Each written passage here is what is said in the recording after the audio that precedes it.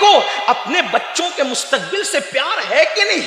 کتنی نادانی کرے گا انسان تو، کس قدر نادانی کا شکار رہے گا مسلمان تو، تیری غفلتیں آخر کس معیار پر جا کر کے رکے گی، کس گراف پر جا کر کے رکے گی؟ کتنا گراف گرائے گا، کتنا معیار گرائے گا؟ اللہ اکبر۔ اللہ فرمائے کہ میں تیری 7 پشتوں کو تباہ کروں گا اگر تو جھوٹی قسم کھائے گا۔ مسلمانوں کچھ خیال ہے کہ نہیں اپنے بچوں کے مستقبل کا، اپنی اولاد کے مستقبل کا، اپنے پوتا پوتی کے مستقبل کا؟ اللہ اکبر۔ تو میرے آقا اور ہم سب کے آقا و مولا مصطفیٰ جان رحمت صلی اللہ علیہ وآلہ وسلم فرماتے ہیں بے نمازی اس میں ہوگا جس میں پہاڑ بھی پگھل جائیں گے، اور جس سے 5 بار جہنم بھی پناہ مانگتا ہے اس وادی میں بے نمازی ہوگا، اور حرام لقمہ کھانے والا۔ اور یاد رکھیے حرام کی مختلف شکلیں ہیں، جیسے جوا بھی حرام ہے۔ آج کل جوا کو بہت پرموٹ کر رہی ہے حکومتیں، خاص طور پر جب بھی آپ تقریر سننے جائیں، نعت سننے جائیں، موبائل اوپن کریں یوٹیوب کی طرف، تو بہت جوے کی اشتہار کی جا رہی ہے، لوگوں کو جوا میں ڈبانے کی کوشش کی جا رہی ہے، جھوٹے چہرے لائے جاتے ہیں، اس نے اتنے کروڑ کمایا، اس نے اتنے کروڑ کمایا۔ میں نے کہا اگر کروڑوں کما بھی لیا تو تباہ ہوا۔ ہمارے یہاں جوا میں جیت گیا تو جہنم ملے، اور ہار گیا تو جہنم ملے۔ آپ غور کریں، جس جوئے میں جیتنے پہ بھی جہنم، اور جیتنے پہ جہنم کیسے؟ جیتنے پہ تباہی اور جہنم اس طرح، اگر وہ جوا کا جیت لیا تو جو کپڑا پہنا تو کپڑا نہیں پہنا، جہنم کا لباس پہنا۔ جب تک وہ کپڑا تیرے بدن پہ رہے گا اللہ کی لعنت تجھ پہ ہوگی، جب تک وہ کپڑا تیرے بدن پہ رہے گا کوئی نماز قبول نہیں ہوگی، کوئی دعا قبول نہیں ہوگی۔ اللہ اکبر، اللہ اکبر۔ یہاں تک ہمارے بزرگوں نے لکھا کہ اگر وہ جوئے کے پیسے سے تو نے بنیت ثواب صدقہ کیا تو تیرے ایمان پہ بھی خطرہ ہے۔ یہ میں محتاط الفاظ میں کہہ رہا ہوں، ورنہ فقہ نے بہت سخت بات لکھی ہے جو میں نہیں کہنا چاہتا یہاں، تیرے ایمان کو بھی، ورنہ آپ اس کے لیے فتح ورزیہ کی طرف رجوع کریں تو آپ کو اصل حکم ملے گا، ورنہ ایمان پر بھی خطرہ ہے۔ اگر آپ نے بنیت ثواب حرام مال سے، جس کا حرام ہونا قطعی اور یقینی آپ کو معلوم تھا، کیونکہ آپ کا مال تو آپ کو معلوم ہے کہ حرام کا ہے کہ حلال کا ہے۔ آج کل کچھ لوگ کہتے ہیں نہیں مولانا اس لیے حرام کما لیتے ہیں کہ کچھ بیواؤں کی پرورش ہمیں کرنی ہوتی ہے۔ ہم نے کہا بیواؤں کی پرورش کرنا تجھ پہ فرض نہیں ہے، حرام سے بچنا تجھ پہ فرض ہے۔ یہ کیا لوگوں نے طریقہ نکال لیا؟ ہمارے امام اہل سنت مثال دیتے ہیں، حرام مال سے صدقہ دینا ایسے ہی ہے جیسے پیشاب سے ناپاک کپڑے کو دھلنا۔ پیشاب ڈال ڈال کر ناپاک کپڑا دھلو تو اور ہونا کیا ہے، اس کی ناپاکی اور بڑھنی اور کیا ہے۔ اگر اسی حرام مال سے حج اور عمرہ کو گیا، ہر قدم پر گناہ لکھا جائے، یہ جیتنے کا انجام ہے۔ اگر اس مال حرام مال سے گھر بنایا، جب تک اس کی ایک ایک اینٹ باقی رہے گی تجھ پہ لعنت برستی رہے، اگر تم مر بھی گیا اس میں کوئی اور رہے گا لیکن لعنت تجھ پر برستی رہے گی۔ اس لیے اللہ کی بارگاہ میں توبہ کرو، یہ دنیا میں کوئی ہمیشہ نہ رہا ہے نہ رہے۔ ہم سے پہلے ہمارے باپ دادا تھے، ان سے پہلے ان کے باپ دادا تھے، ان سے پہلے ان کے، میرے بھائی زندگی فٹ پاتھ پر بھی گزر جاتی ہے، جینے والے فٹ پاتھ پر بھی جی چکے، زندگیاں جھوپڑیوں میں بھی گزر جاتی ہے، زندگیاں محلوں میں بھی گزر جاتی، گزرنا تو ہے محلوں میں، جھوپڑی میں، جھوپڑے میں، فٹ پاتھ پہ۔ اگر اللہ رب العزت نے حلال ذریعے سے جو ہے وہ تمہیں اتنا نہیں عطا فرمایا کسی حکمت کے تحت، تو حرام کی طرف رخ نہ کرو، صبر کرو، صبر۔ اس لیے کہ اگر اس پہ صبر کرو اور حلال کے لیے حلال راستے سے کوشش کرو، مالدار بننے کی کوشش کرو، یہ نہیں کہتا کہ ہاتھ میں ہاتھ دھر کے بیٹھ جاؤ، مالدار بنو، ہمارا مذہب مالدار بننے کی بات کرتا ہے، کیونکہ ہمارے آقا علیہ الصلوۃ والتسلیم کے فرمودات کی روشنی میں ہمارے بزرگوں نے یہ لکھ دیا ہے کہ غربت کبھی کبھی انسان کو کفر تک لے جاتی ہے۔ محنت کرو، ٹائم نکالو، اور یاد رکھنا جو محنت کرتے ہیں اللہ انہیں نوازتا ہے، اسے نوازنے کے انداز آتے ہیں۔ ہے، لیکن محنت کرو، کاوشیں کرو، کوششیں کرو، لیکن ہزار محنت کے باوجود اگر کام نہیں چل رہا ہے تو پھر حرام کی طرف رجوع نہ کرو۔ میں ماؤں اور بہنوں سے بھی کہتا ہوں، آج کل عورتوں کے شوق بھی بڑھ گئے، مردوں کے شوق بھی بڑھ گئے، شاید حرام کام کے معاملات اس لیے عروج پر ہیں کہ مردوں کے بھی شوق بڑھے اور عورتوں کے بھی شوق بڑھے۔ مردوں کے شوق کیا بڑھ گئے کہ ہر مہینہ کہیں نہ کہیں گھومنے پھرنے جانا، ہر نیا موبائل لینا ضروری، عورتوں پر ہر شادی میں نیا لباس، اور پھر جو ہے وہ ہر مہینہ 2 مہینے پر زیورات لینا ضروری۔ یاد رکھنا، اللہ نے نوازا ہے تو لو، شان سے زندگی گزارو، اس میں کوئی ممانعت نہیں، لیکن نہیں ہے تو دوسروں کو دیکھ کر کے اپنی آخرت تباہ نہ کرو۔ ٹھیک ہے کوئی لیتا ہے تو لے، آپ صبر کرو۔ میرے آقا صلی اللہ علیہ وآلہ وسلم کے دیوانوں، آخر بتائیں تو صحیح، رسول اللہ دنیا کے سب سے مالدار انسان تھے، پھر پیٹ پر پتھر باندھنے کی حکمت کیا تھی؟ جب میں کہتا ہوں کہ حضور سب سے مالدار انسان تھے تو لوگوں کے ماتھے پر سلوٹیں آنے لگتی ہے کہ یہ کیسی بات کرتا ہے، حضور سب سے مالدار انسان تھے، وہ تو پیون والا کپڑا پہنتے تھے، 3 مہینہ ان کے گھر میں چولہا نہیں جلتا تھا، پھر اس کو کیا ہو گیا کہتے ہیں مالدار انسان تھے؟ میں کہتا ہوں صرف مالدار نہیں مانتا، میرا عقیدہ تو یہ ہے کہ ان سے پہلے ان سے بڑا مالدار کوئی نہیں گزرا، اور ان کے بعد قیامت تک ان سے بڑا مالدار کوئی ہو نہیں سکتا۔ اس کی وجہ یہ ہے، کوئی ایک ریاست کا مالک ہے، کوئی ایک ملک کا مالک ہے، کوئی 2 ملک کا مالک ہے، تنہا میرا نبی ہے جسے خدا نے اپنی ہر مخلوق کا مالک کیا ہے۔ میرے امام کہتے ہیں خالق کل نے آپ کو مالک کل بنا دیا، دونوں جہاں ہے آپ کے قبضہ و اختیار میں۔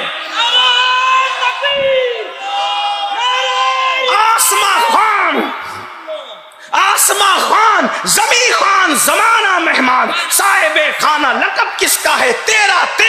میں تو مالک ہی کہوں گا کہ وہ مالک کے حبیب یعنی محبوب و محب میں نہیں، میرا تیرا۔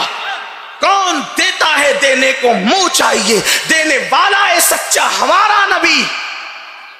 میرے کریم سے گر قطرہ کسی نے مانگا، دریا بہا دیے ہیں، در بے بہا دیے ہیں، اور دھارے چلتے ہیں عطا کے، وہ ہے قطرہ تیرا، تارے کھلتے ہیں سخا کے، وہ ہے ذرہ تیرا، اور مالک کونین ہے، گو پاس کچھ رکھتے نہیں، 2 جہاں کی نعمتیں ہیں ان کے خالی ہاتھ میں۔ یہاں بھی لوگ کہتے ہیں کہ دیکھو خالی ہاتھ میں نعمتیں کیسے ہو سکتی ہیں؟ وہ اعلیٰ حضرت ہے بچو، اعلیٰ حضرات، ہاں ان کی شاعری بھی سمجھنا سب کی اوقات نہیں۔ ہاں یہ بات یاد رکھیں، اس لیے کہ وہ غالب اور اقبال نہیں ہے۔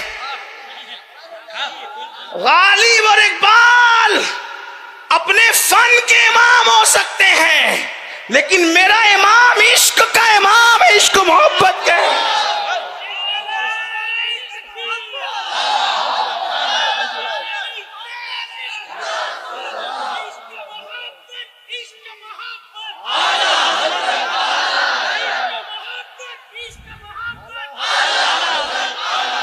یہ خالی میں تھوڑا بات اس لیے کہ لوگ انٹرنیٹ پہ گھروں کے اندھورے میں بیٹھ کر سنتے ہیں تو کئی لوگوں کو تکلیف نہ ہو، اس لیے مجھے ان کا بھی خیال رہتا ہے۔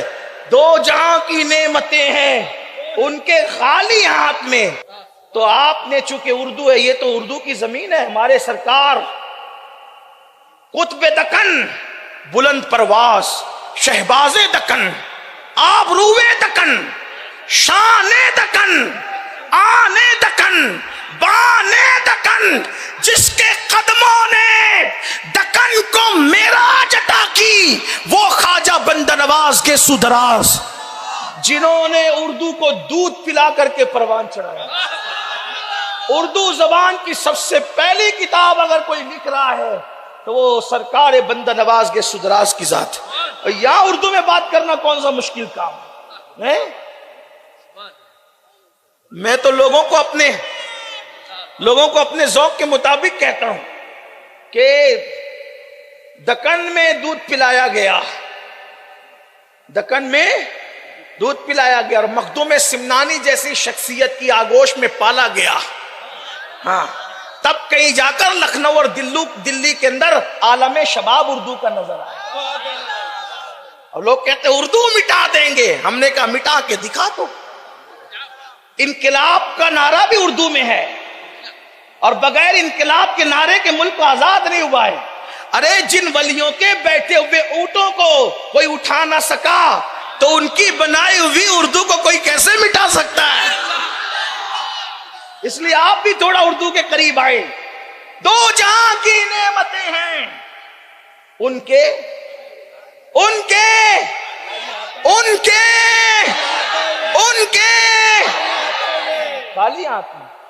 خالی ہاتھ کا دو مطلب ہو سکتا ہے. ایک خالی کا مطلب ہوتا ہے جس میں کچھ نہ ہو, یہ خالی ہے نا. اور ایک اردو کا محاورہ ہے خالی. کیا مطلب؟ کتنے بندے ہیں وہاں اور خالی 5 بندے بیٹھے ہیں. کتنے بندے بیٹھے ہیں؟ خالی. جلسہ ہو گیا تو کہا میدان خالی ہو گیا, مطلب اس میں کچھ نہیں ہے. اور بندے 5 خالی 5 بیٹھے, مطلب کیا؟ صرف 5, چھٹا کوئی نہیں. بات سمجھ میں آتی؟ ایک معنی خالی کا اس میں کچھ نہیں, اور ایک معنی خالی کا 5 نہیں میرے بھائی, صرف اونلی, صرف. خالی کا ایک مطلب کیا ہوتا ہے؟ صرف. کیا مطلب؟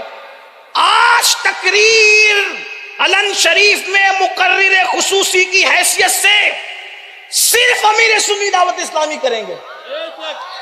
مطلب اس کو اگر کہا جائے تو کیسے کہیں گے؟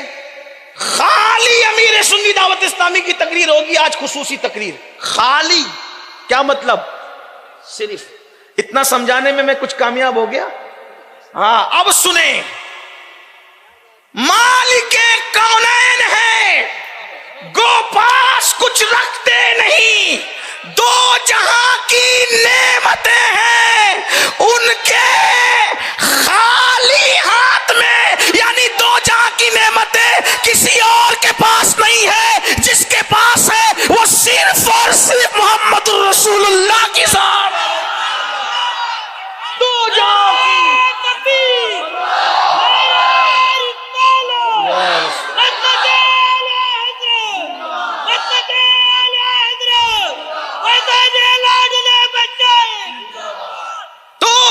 کی نعمت. اب ایک خالی کا معنی سمجھ میں آیا؟ خالی مطلب صرف, یہ بھی معنی ہے اس کا. دو جہاں کی نعمتیں ہیں ان کے خالی ہاتھ, صرف ان کے ہاتھ میں. دو جہاں کی نعمتیں ہیں ان کے خالی ہاتھ میں. کیوں؟ اس لیے کہ کون دیتا ہے دینے کو منہ چاہیے, دینے والا ہے سچا ہمارا نبی. تارے چلتے ہیں عطا کے وہ ہے قطرہ تیرا, تارے کھلتے ہیں سخا کے وہ ہے ذرہ تیرا. تو بات دور نکل گئی. عرض یہ کر رہا تھا میرے پیارے آقا صلی اللہ علیہ وآلہ وسلم کے پیارے دیوانوں, حرام سے بچو, حلال کی طرف محنت کرو. اور رسول اللہ صلی اللہ علیہ وآلہ وسلم اپنے دور کے نہیں بلکہ ہر دور کے سب سے بڑے مالدار تھے. لیکن یاد رکھنا, حضور کے پاس لاکھوں کی آمدنی ہوتی تھی, صبح آتا تھا شام تک سب جو ہے وہ لٹا دیتے تھے, سب تقسیم کر دیتے تھے. اور اپنے پیٹ پہ پتھر اس لیے باندھا کیونکہ اگر پتھر نہ باندھتے تو ہو سکتا ہے کوئی غریب کو کوئی تانا دیتا کہ تو رسول اللہ کے طریق پہ نہیں, تو بھوکا مر رہا ہے, اللہ تجھ سے ناراض ہے کیونکہ تیرے پیٹ پہ پتھر ہے, تو فاقہ کر رہا ہے, تیرے بدن پہ پیون والا کپڑا ہے. وہ تو رسول اللہ امیروں کے بھی نبی تھے, غریبوں کے بھی تھے. پیٹ پہ پتھر باندھ کے پیون کا لباس اس لیے پہنا تاکہ ہماری غربت پر سنت کا پردہ ڈال دے, اور ہمیں کوئی پیون کے لباس یا پھٹے لباس میں دیکھے تو غربت کا تانا نہ دے, بلکہ کہے دیکھو دیکھو 14 صدیوں کے بعد بھی نبی کا کتنا وفادار ہے کہ دنیا کہاں جا رہی ہے, یہ پیون کے لباس کی سنت پر عمل کر رہا ہے. بولو یہ لوگ کہیں دیکھو دنیا کہاں جا رہی ہے, فاقے کی سنت پہ عمل کر رہا ہے. لیکن چونکہ وہ امیروں کے بھی نبی تھے, ایسا نہیں کہ صرف غریبوں کو اپنایا, امیروں کو بھی اپنایا. ایسا نہ ہو کہ کوئی جلسے میں قیمتی لباس پہن کے آئے تو کوئی کنکھیوں سے اشارہ کر کے کہے دیکھو کتنا بڑا فرعون آ گیا, نمرود کا متوالا آ گیا, قیمتی کپڑے پہن کے آیا. حضور نے قیمتی نہیں پہنے تو حضور علیہ السلام نے ملک شام سے بھی منگا کر پہنے شامی جبے, یمن سے بھی منگا کے پہنے یمنی جبے. اللہ اللہ, اور اتنے مہنگے پہن کر کے بتا دیا کہ پیون والا لگا کر, پیون والا پہن کر غریبوں کے لیے سنت بنا دیا, اور قیمتی شامی اور یمنی جبے پہن کر یہ مالداروں کے لیے بھی سنت بنا دیا. یہ صبر کر کے ثواب حاصل کرے, یہ قیمتی پہن کے شکر کر کے ثواب حاصل کرے, وہ دونوں کے نبی ہیں. تو میرے آقا علیہ الصلوۃ و تسلیم کے پیارے دیوانوں, عرض یہ کر رہا تھا حرام لقمے کی طرف نہ جاؤ, اولاد نافرمان ہوگی. ماں اور بہنوں سے کہتا ہوں اپنی خواہشات کو کنٹرول کرو. کوئی ضروری نہیں ہے میری بہنوں زیورات میں لدی رہو, یاد رکھنا زیور کی کوئی حیثیت نہیں ہے, اصل حیثیت حیا کی ہے, اصل حیثیت تقوی کی ہے, اصل حیثیت پرہیزگاری کی ہے. اللہ اکبر. اور مردوں سے کہتا ہوں میرے بھائیوں, دوستوں کے پاس اگر کوئی قیمتی موبائل دیکھو, کوئی ضروری نہیں کہ اس کو دیکھ کے ہم بھی خریدیں. جتنی چادر ہے اتنا ہی پیر پھیلاؤ, بلکہ ترقی کے معاملے میں اپنے نیچے والے کو دیکھو, اپنے اوپر والے کو مت دیکھو. خواہشات بڑھتی ہے, حرام کام کا جذبہ بڑھتا ہے, پھر آدمی جھوٹ بول کے بھی کماتا ہے, چوری کر کے بھی کماتا ہے, ڈکیتی کر کے بھی کماتا ہے. اور یہ بھی یاد رکھنا جب پیٹ میں حرام جائے گا نا تو نماز میں لذت نہیں آئے گی, نماز میں لطف نہیں آئے گا, دعاؤں میں تاثیر نہیں ہوگی, آنکھوں میں چمک نہیں ہوگی. لوگ کہتے ہیں, بہت لوگ ہم سے کہتے ہیں حضرت مجھے رونا نہیں آتا اللہ کے لیے, مکے میں بھی رونا نہیں آیا, مدینہ منورہ میں بھی رونا نہیں آیا. کیوں نہیں آیا یہ تو اللہ جانے, لیکن اتنا ضرور ہے ہم نے اپنے بزرگوں سے سنا جس کا پیٹ میں حرام ہوتا ہے اس کا دل سخت ہو جاتا ہے, اور جس کا دل سخت ہو جاتا ہے اس کے دل پر اللہ اکبر نصیحت کی باتیں اثر نہیں کرتی, پھر اس کو اللہ کے لیے رونا نہیں آتا, اس کو اللہ کی خشیت میں رونا نہیں آتا, اس کو رسول اللہ کی محبت میں رونا نہیں آتا. کسی نے ایک مرتبہ امام غزالی سے پوچھا کہ رونا کیوں نہیں آتا, فرمایا دلوں کی سختی کی وجہ سے. فرمایا اگر رونے کی کوشش کرے پھر بھی رونا نہ آئے تو فرمایا کہ اس کو اپنے آپ پر رونا چاہیے. یہ قول میں نے مولا علی کے حوالے سے دیکھا. امام غزالی فرماتے ہیں اللہ اکبر, اندازہ فرمائے مسلمانوں ہمارے دل سخت کیوں ہوئے, ہماری اولاد کے دل سخت کیوں ہو رہے ہیں. پیٹ میں حرام ہے, اور ان حرام میں سب سے بدترین حرام سود ہے, سود بیاج. اس لیے کہ اور بھی حرام حرام ہے, لیکن سود کے متعلق, بیاج کے متعلق اللہ فرماتا ہے کہ جو سود کھاتے ہیں میں ان کے ساتھ اعلان جنگ کرتا ہوں. اللہ جس سے اعلان جنگ کرے, میرے بھائی اپنی حیثیت محلے کے کارپوریٹر سے جیتنے کی بھی ہماری اوقات نہیں ہے. کوئی محلے کا ایک آدھ چھوکرا گنڈا گردی کرے نا تو ہم اس سے بھی ڈرتے ہیں, ہے نا, اس کی تھوڑی بہت طاقت سے بھی ڈرتے ہیں جو ایک آدھ سال جیم کر کے اپنے بازوؤں کو مضبوط کر لے. آپ غور کریں اللہ کی طاقت کیا ہے. اللہ کی طاقت جو لنگڑے مچھر سے نمرود کو ہلاک کرے, جو فرعون کو غرق کرے. اللہ سود کھانے اور سود کا دھندا کرنے والوں کے ساتھ اعلان جنگ کر رہا ہے, اعلان جنگ. اور آج کل تو کچھ ظالموں نے بچت گٹ کے نام پر ملک ہندوستان کے اندر ایک سودی نظام قائم کیا. آپ کے کرناٹک میں کیا ہے مجھے نہیں پتا, لیکن ہمارے مہاراشٹر میں یہ لعنت بڑھ رہی ہے. اور یہ بچت گٹ, اس میں صرف وہ عورتوں کو قرضہ دیتے ہیں, عورتوں سے میٹنگ کرتے ہیں, عورتیں ہی حصہ لے سکتی ہے. اچھا ہمارے یہاں بچت گٹ کہتے ہیں, آپ کے یہاں سنگ کہتے ہیں. ہاں وہ سنگ نہیں ہے, وہ بھنگ ہے. ہنسنے کی بات نہیں. مسلمانوں تمہاری غیرت کہاں گئی, غیرت کہاں مر گئی تمہاری غیرت. جو مذہب بہن بیٹی کو مسجد میں نماز پڑھنے کے لیے جانے سے منع کرے, تم اس مذہب کی ماننے والی عورتوں کو سنگ کے نام پر ان مشرکوں کے درمیان بھیک مانگنے کے لیے سود کے نام پہ جانے کی اجازت دیتے ہو. جو مذہب اسلام عورت کو اکیلے حج پہ جانے کی اجازت نہ دے, اس مذہب کے ماننے والی عورتیں اپنے محرم کے بغیر مشرکوں کے درمیان سود کے لیے بیٹھ رہی ہے, اور وہ سود کے نام پر باضابطہ زنا کی چین بن رہی ہے. اس کے شواہد اور اس کے ثبوت مل چکے ہیں. لوگ بے چین ہیں. کہاں ہو, سب کچھ پیسہ ہی ہے, سب کچھ دولت ہی ہے, سب کچھ مال ہی ہے. قرآن کہتا کہتا ہے الہاکم التکاثر حتی زرتم المقابر، ہلاک کر دیا تم کو مال کی محبت نے، یہاں تک کہ تم قبر کے گڑھے میں پہنچ گئے۔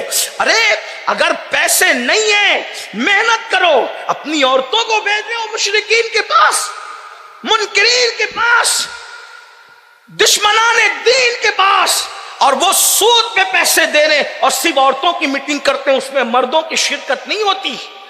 مرد اس لیے مجبور ہیں کیونکہ وہ تو جوا کھیل رہا ہے دن بھر، اس نے بیوی کو بھیج دیا بے غیرت بے شرم نے۔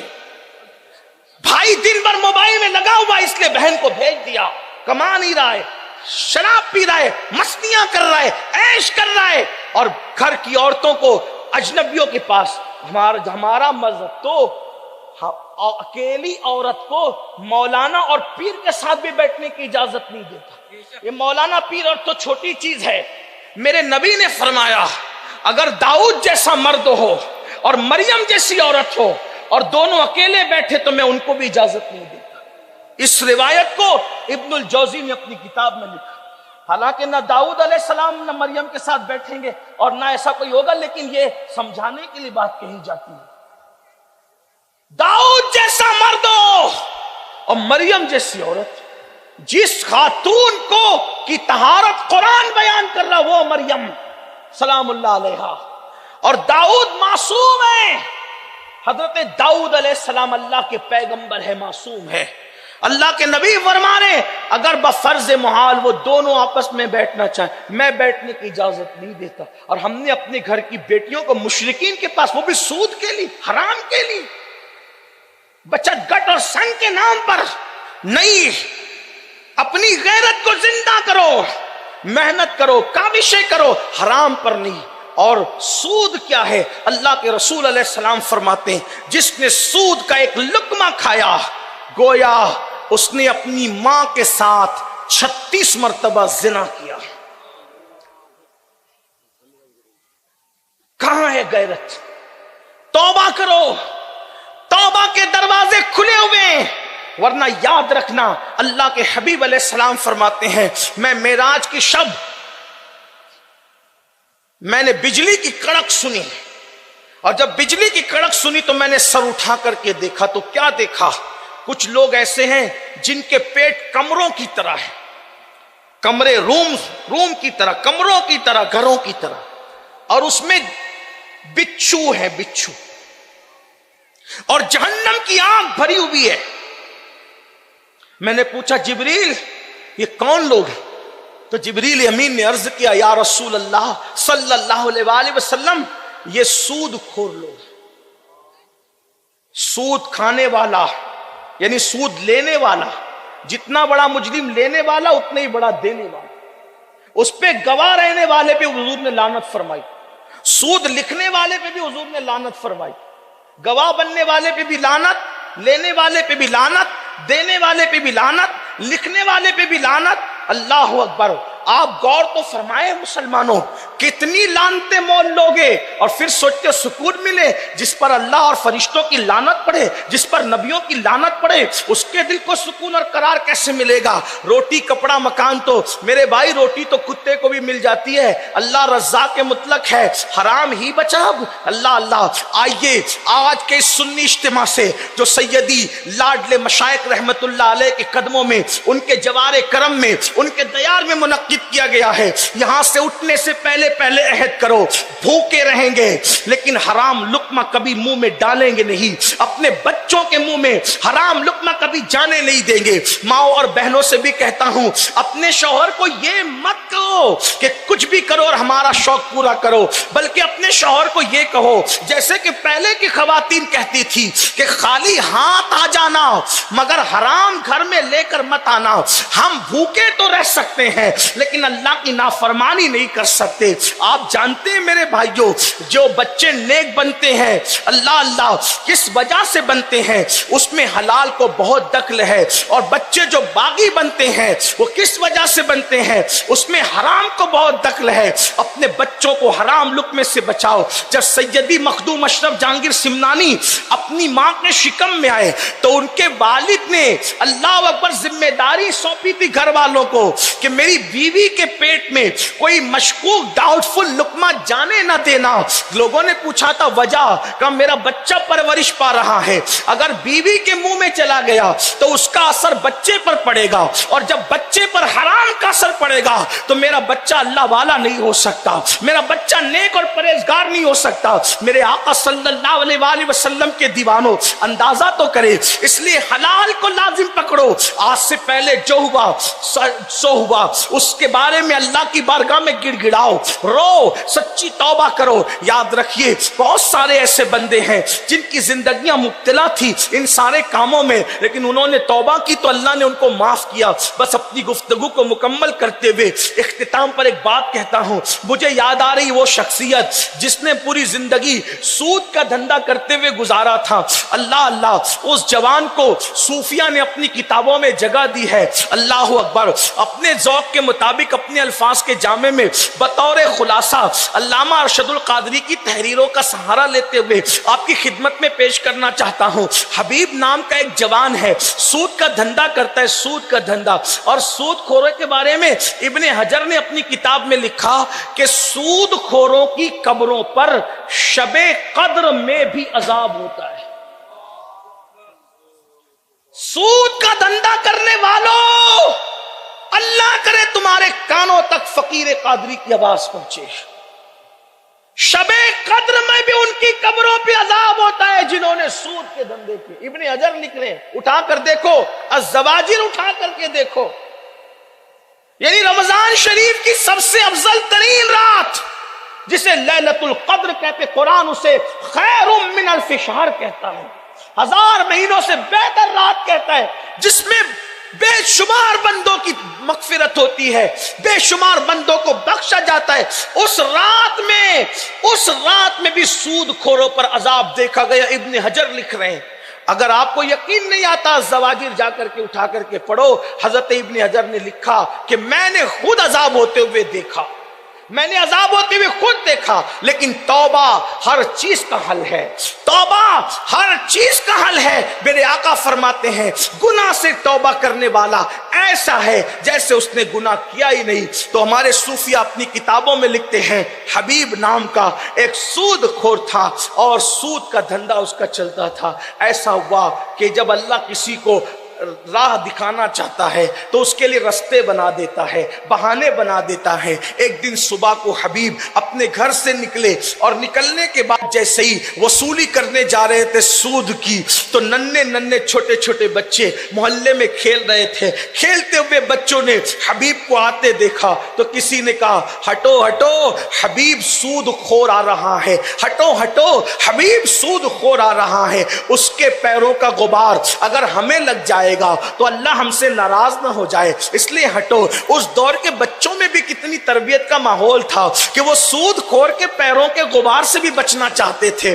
کیسے ماں باپ نے تربیت کی تھی۔ حبیب کے دل پر ننھے سے بچوں کی ننھی بات چوٹ کر گئی، لیکن جب دل سخت زیادہ ہو جاتا ہے تو پھر بہت جلدی سے باتوں کا اثر نہیں ہوتا۔ اللہ اللہ، دل نے بات پہ چوٹ کیا۔ حبیب نے اپنا سفر آگے جاری رکھا، جہاں پر سے سود کا بتا، سود کا ہفتہ وصول کرنا تھا۔ دروازے پہ دستک دی، اندر سے آواز آئی کون؟ باہر سے جواب گیا حبیب۔ حبیب کا نام سن کر لرزہ طاری ہو گیا۔ نسوانی آواز آئی اور کہا کہ حبیب، ہمارے گھر میں 3 دن کا فاقہ تھا اور میرے شوہر جو ہے وہ تمہارے ہی لیے انتظام کرنے کے لیے گئے ہیں، وہ انتظام کر دیں گے حبیب، تم چلے جاؤ یہاں سے۔ حبیب نے کہا یہ بھی حدیث پاک میں آتا ہے سود خوروں کا دل بھی سخت ہوتا ہے، سود خور لوگ بے مروت ہو جاتے ہیں، ان میں مروت باقی نہیں رہتی۔ اللہ اکبر۔ حبیب نے جواب دیا تمہیں پتا نہیں، جب بھی میں کہیں جاتا ہوں تو لیے بغیر ٹلتا نہیں ہوں، اس لیے میں ٹل نہیں سکتا، میں ہٹ نہیں سکتا، ورنہ اتنا چلاؤں گا کہ آس پڑوس سب کو پتا چل جائے گا کہ شرافت کی چادر اوڑے ہوئے لوگ بھی مجھ سے سود لے کر کے، سود کے نام پر پیسے لے کر کے جاتے ہیں، سود کے حوالے سے پیسے لے کر کے جاتے ہیں۔ اس خاتون نے کہا اللہ کا واسطہ ایک کام کرو، انتظام ہو جائے گا تو دے دیں گے، ابھی سرے دست ایک کام کرو، ہمارے گھر میں 3 دن کا فاقہ تھا، قرض کے طور پر بکری کا سر اور بکری کے پائے مانگ کر کے لائے تھے, قرض کے طور پہ مانگے گئے تھے, ابھی پکے نہیں ہے, ایک کام کرو یہ بھی اٹھا لے جاؤ سود کے اندر اور ہم جب آئیں گے پیسے تو دے دیں گے. حبیب نے کہا لاؤ دے دو. بکری کا سر اور پیر لے کر حبیب گھر کو چلے. گھر پہ آئے, بیوی سے کہا پکاؤ, مست کھائیں گے. ہانڈی پہ جب پائے پکنے لگے اور بکری کا سر پکنے لگا, خوشبو اٹھی, کوئی مرد درویش آیا, دستک دی, دروازہ کھلا. حبیب نے دروازہ کھولا, دروازہ کھول کر کے فقیر نے کہا کیا خوشبو تیرے کھانے کی آ رہی ہے, مجھے بھی دے دے. حبیب نے اس کو پلٹ کر کہا اگر میں یہ سر اور پائیں تجھے دے دوں گا تو تم مالدار نہیں ہوگا مگر میں غریب ضرور ہو جاؤں گا, نکل جا یہاں سے, میں تیری کوئی مدد نہیں کر سکتا. ہر فقیر مانگنے نہیں آتا, کچھ فقیر بھکاری ہوتے ہیں لیکن کچھ فقیر دینے آتے ہیں. وہ بھکاری نہیں ہوتے, ان کی فا میں فقر ہوتا ہے, ان کی قاف میں قناعت ہوتی ہے, ان کی یا میں یاد الہی ہوتی ہے, ان کی راہ میں رب سے رشتہ استوار رہتا ہے. وہ ایسے فقیر ہوتے ہیں یعنی وہ محمد الرسول اللہ کے فقیر ہوتے ہیں. اللہ اکبر. آنے والے نے دل پہ چوٹ دی, صرف دروازے پہ دستک نہیں, دل پہ چوٹ دی. حبیب وہ دن نہیں آیا کہ تو توبہ کر کے اللہ کی طرف پلٹ جائے. موت قریب ہے, موت کی تلوار سر پہ لٹک رہی ہے. کب تک جرم کرے گا, اللہ کی نافرمانی کرے گا, کب تک خدا سے بغاوت کرے گا, پلٹتا کیوں نہیں. وہ تو چلا گیا. بچوں کا کہنا, فقیر کا کہنا, دسترخوان بچھنے کا وقت آیا, بھوک شباب پر تھی, دسترخوان بچا, ہانڈی سے جیسے ہی ڈھکن ہٹایا تو پورا کھانا خون میں تبدیل ہو چکا تھا. 2 چوٹ تھی, یہ تیسری. بیوی نے کہا میں نے کہا نا کتنا ظلم کرو گے, کتنی زیادتی کرو گے, کیوں نہیں پلٹ جاتے, کیوں نہیں بدل جاتے. یہ سارے حالات ہیں. حبیب کا دل پلٹ گیا, دل میں خیال آیا اب میں نے سب چھوڑ کر توبہ کرنی. توبہ میں مکاری نہیں کرنا, ورنہ اللہ فرماتا ہے بندے میرے ساتھ مذاق نہ کر. جو سچ توبہ کے نام پہ ڈھونگ رچاتے, اللہ فرماتا ہے میرے ساتھ مذاق نہ کر. سچی توبہ کرو, ایسی توبہ کہ دوبارہ اس رستے نہ جانا, دوبارہ پھر کتنا ہی سونا ابلے اس کی طرف تک کے نہ دیکھنا, دوبارہ پھر اس راستے کا تصور نہیں کرنا. حبیب نے سوچا میں نے توبہ کرنی. دل میں خیال آیا کہاں توبہ کروں, کوئی اللہ والے کا ہاتھ مل جائے, کسی اللہ والے کا سہارا مل جائے. خوش نصیبی تھی کہ ان دنوں حضرت سیدنا امام حسن بصری کی ولایت کے ڈنکے بج رہے تھے. حبیب نے سوچا چلو حسن بصری کے پاس چلتے ہیں, مولائے کائنات کے ڈائریکٹ مرید اور ڈائریکٹ خلیفہ ہیں, مولا علی کے مرید و خلیفہ ڈائریکٹ ہیں. اللہ اکبر, اللہ اکبر. حبیب گئے تو دیکھا کہ محفل سجی ہے اور امام حسن بصری اپنی محفل میں لوگوں کو نصیحت کر رہے ہیں. نصیحت کرتے کرتے کہتے لوگوں توبہ کر لو, لوگوں توبہ کر لو, کتنے بھی پاپیوں توبہ کر لو, کتنے مجرم توبہ کر لو, کتنے بھی گنہگار توبہ کر لو. اپنی کیفیت میں آتے آتے فرماتے ہیں لوگوں توبہ کر لو, اللہ معاف کر دے گا. اور پھر کہتے آج کی تاریخ میں اگر حبیب سود خور بھی توبہ کرے اللہ اس کو بھی معاف کر دے گا. وہ تو دور تھے محفل میں, ہمت نہیں تھی. جیسے سنا حبیب سود خور بھی توبہ کرے اللہ اس کو بھی معاف کر دے گا. قریب آئے, کہا حضور ایک بار یہ جملہ اور کہے. اور چوٹ لگی نا دل پہ کہ لوگ میری مثالیں دے رہے, ایک بار کہیں. امام حسن بصری نے کہا آج کی تاریخ میں اگر حبیب سود خور بھی توبہ کر لے, جس کو لوگ سود خور کہتے ہیں اللہ اس کو ہی معاف کر دے. پھر قریب آئے اور کہا کہ ایک بار اور کہہ دے یہ جملہ. انہوں نے کہا آج اگر حبیب سود خور بھی توبہ کرے اللہ اس کو بھی معاف کر دے گا. قدم پکڑ کے آپ گواہ رہنا, حبیب نے توبہ کر لی. کہا تو کون ہے, میں حبیب سود خور, توبہ کر لی. توبہ کرائی. کہا ایسے نہیں کام چلے گا بیٹا کہ سب کا ہڑپ کر لے توبہ کر لے, ایسا نہیں. توبہ ہر ایک کام کی الگ الگ ہے. جس کا مال لیا ہے یاد ہے سب کو لوٹانا پڑے گا, ہاں, ورنہ ہر آدمی تو توبہ کا پھر اچھا طریقہ کہ خوب جی بھر کر کے ہڑپ کر لو, پھر اس کے بعد کسی بڑے جلسے میں کہہ دو اللہ توبہ ہم نے تو. یہ نہیں ہے, یہ نہیں ہے. توبہ کے تقاضے, بے نمازی پن سے توبہ کی, نماز شروع کرو. جو قضا باقی ہے اس کو اپنی حیثیت کے مطابق ادا کرو. یہی ہے نماز. نماز کی توبہ یہی ہے. پھر حق تلفی سے توبہ کی. جس کی حق تلفی کی ادا کر سکتے تو کرو, نہیں ادا کر سکتے تو اس سے بھی تو معافی مانگو. بڑے مفکر کا جملہ وہ کہتا ہے, مفکر, لوگ دل توڑتے ہیں بندوں کا اور معافی مانگتے ہیں اللہ سے. دل توڑا بندے کا, معافی مانگ رہے اللہ سے. اللہ فرماتا ہے حقوق العباد, یعنی جب بندے کی حق تلفی کی ہے, جب تک بندہ معاف نہیں کرے گا اللہ بھی معاف نہیں کرے گا. جس بندے کی توہین کی اس سے بھی تو معافی مانگو. تو بہرحال بات یہ ہو رہی تھی, کہا کہ مال دینا پڑے گا, جس کا نہیں یاد ہے اس کے لیے الگ مسئلہ ہے, بتا دیا.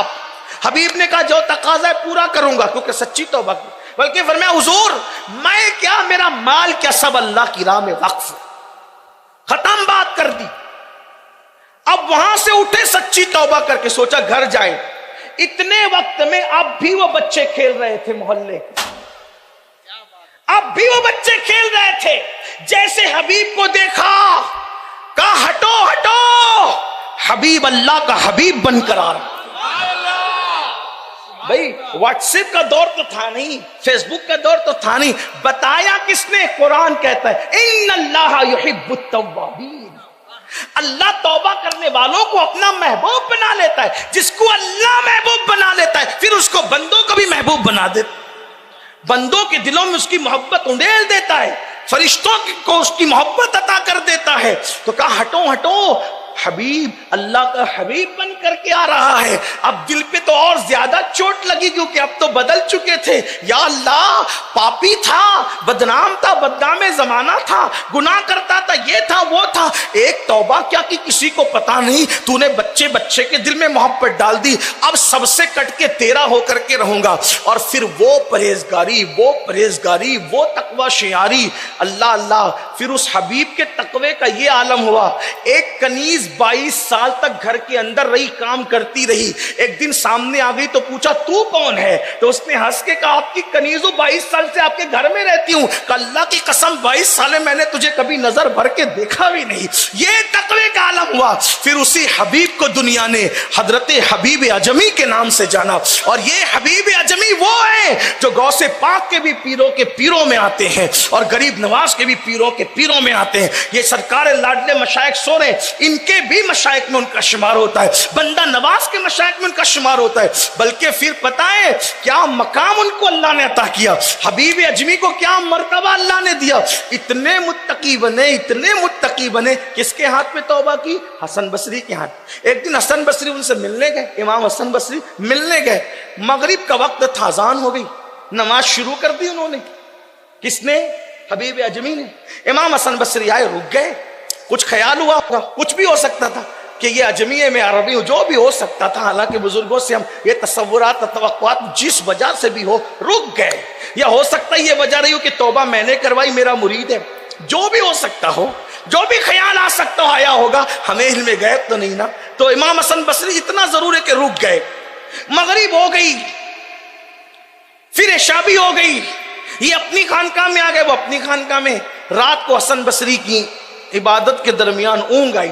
امام حسن بصری نے حضرت رب ذوالجلال کو خواب میں دیکھا, اللہ کا جلوہ دیکھا خواب میں. کچھ لوگوں کو اس پہ تکلیف ہے, خواب میں اللہ کیسے دکھ سکتا ہے. ہم نے کہا اہل سنت کا عقیدہ پڑھو. سب سنابل شریف میں لکھا ہے اولیاء اللہ نے اللہ کو خواب میں دیکھا ہے. امام اعظم کی سیرت میں بھی لکھا ہے. ہاں کچھ لوگوں کو عزم نہیں ہوتا, ان کا اپنا میٹر ہے. اللہ کیسے خواب میں دکھ سکتا ہے؟ وہی وہ اس کی شان ہے. اس کی حقیقت کو جب کوئی پہچان نہیں سکتا تو ہم نے یہ تھوڑی نہ کہا کیسے دکھا ویسے دکھا, ہم کیفیت بتا رہے ہیں. ہم تو یہ بھی کہتے ہیں ہمارا عقیدہ ہے. کسی نے ہمارے بزرگوں سے پوچھا اللہ کو قیامت میں دیکھیں گے تو کیسے دیکھیں گے؟ کہا جائے سب دیکھیں گے تو بتا دیں گے کیسے دیکھیں گے. عقیدہ اتنا ہے کہ دیکھیں گے, بس کیسے دیکھیں گے وہ بتا دیں گے. بس حدیث میں اتنا آیا, میرے آقا فرماتے ہیں جیسے تم چاند کو دیکھتے ویسے تم خدا کو دیکھتے. حالات کیا ہوں گے؟ ورنہ جب دیکھیں گے تب بتائیں گے. نزہت القاری اٹھا کر پڑھیں, اس میں ہی لکھا ہوا ہے. کیا عرض کر رہا تھا, امام حسن بصری نے رب ذوالجلال کا جلوہ دیکھا خواب میں.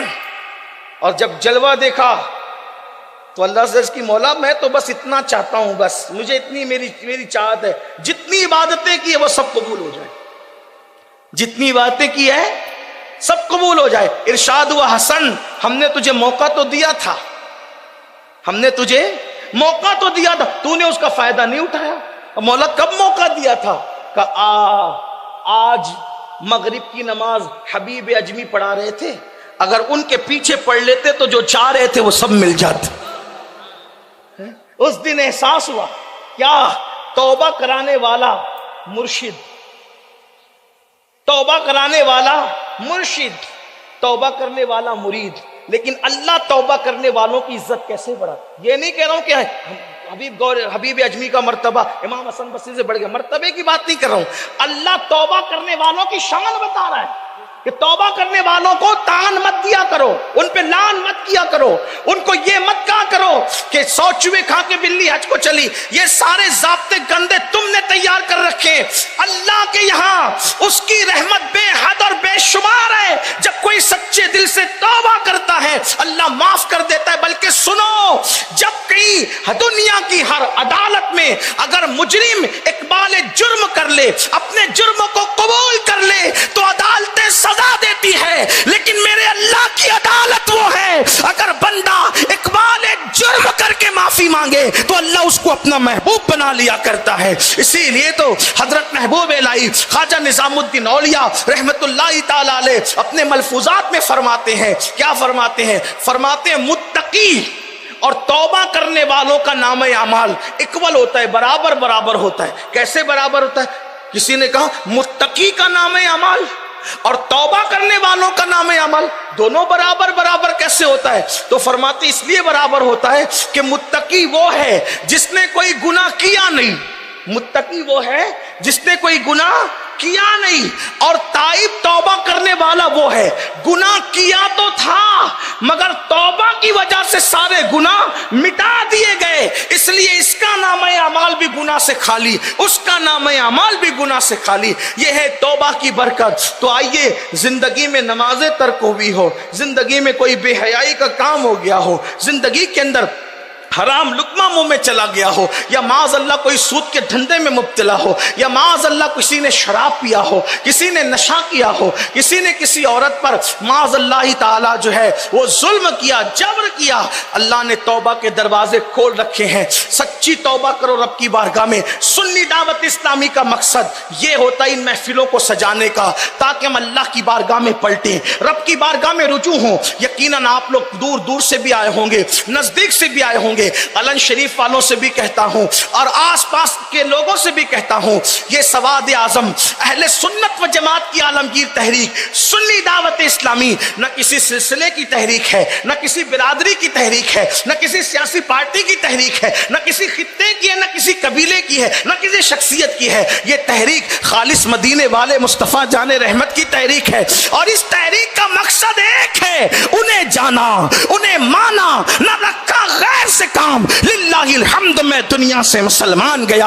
اس تحریک کا مقصد یہ ہے پھٹکے ہوئے آہو کو پھر سوئے حرم لے چل. اس تحریک کا مقصد یہ ہے خدا تجھے کسی طوفان سے آشنا کر دے کہ تیری بحر کی موجوں میں اضطراب نہیں. آج یہ تحریک سنی دعوت اسلامی سے جڑیں, جو جس فیلڈ سے تعلق رکھتا ہے اس فیلڈ کے اعتبار سے سنی دعوت اسلامی سے جڑیں, سنی دعوت اسلامی کے قریب آئیں. اس تحریک کا مقصد ایک ہی ہے کہ مصطفیٰ جان رحمت کا عشق گھر گھر عام کر دیا جائے. نہ گناہ کریں گے نہ گناہ کرنے دیں گے, نہ گناہ کریں گے نہ گناہ کرنے دیں گے, نہ خود گناہ کے قریب جائیں گے نہ کسی کو گناہ کے قریب جانے دیں گے. اگر لوگوں کو گناہ سے بچانے کے لیے چاہے جتنی محنتیں کرنی پڑے, چاہے جتنی تکلیفیں اٹھانی پڑے, چاہے ہمیں کوئی رسوا کر دے, چاہے ہمیں کوئی ذلیل کر دے, ہر دکھ اٹھا سکتے ہیں, ہر تکلیف اٹھا سکتے ہیں, ہر محنت کر سکتے ہیں, لیکن مصطفیٰ جان رحمت کی اس بھولی بھالی امت کو کبھی جرائم کے قریب نہیں جانے دے سکتے,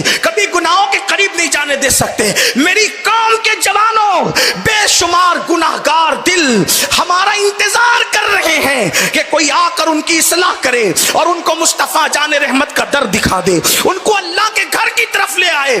آج یہ محنت کیجئے, اپنی جوانی کا صحیح استعمال کیجئے, اپنے وقت کا صحیح صحیح استعمال کیجئے، سنی دعوت اسلامی سے جڑیے اور اپنا رول پلے کیجئے۔ میرے آقا نے مولا علی سے کہا تھا، اے علی اگر تیری وجہ سے ایک بندے کو بھی ہدایت مل جائے، ایک بندہ بھی سنور جائے، سدھر جائے، تو یہ پوری دنیا کی نعمت سے تیرے لیے بہتر ہے۔ ایک مقام پہ فرمایا سور کو اونٹوں سے بہتر ہے۔ اس لیے آئیے اپنی زندگی کا، اپنے وقت کا صحیح استعمال کرتے ہوئے خود بھی نیک بنیے، دوسروں کو بھی نیک بنائیے، خود بھی عشق رسول کے سانچے میں ڈھلیے، دوسروں کو بھی عشق رسول کے سانچے میں ڈھالیے۔